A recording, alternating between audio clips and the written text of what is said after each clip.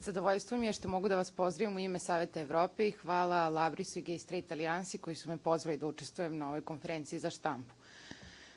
Kao predstavnik Saveta Evrope, organizacijom koja se bavi zaštitom ljudskih prava, žela bih da istaknem jednu od osnovnih stavki Evropske povelje za ljudska prava, koja je takozvana Biblija 800 miliona Evropljana, Biblija ljudskih prava 800 miliona Evropljana, uključujući i našu zemlju.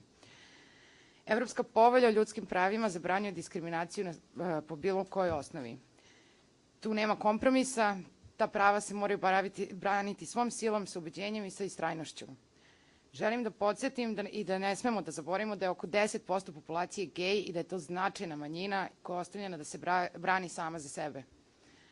Pravno obavezujući standardi Saveta Evrope i Evropskog suda za ljudska prava su jasna i nedvosmislena. Oni koji diskriminišu lezbijke i homoseksualce krše zakon.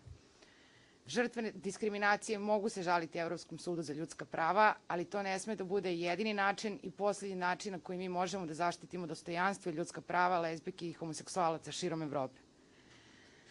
Ako je pojedincima i institucijama koje su odgovorne da sprovode zakon dozvoljeno da promovišu netoleranciju, onda se ne dovode u pitanje samo ljudska prava gej populacije, već svakog građana ove zemlje i svakog građana Evrope.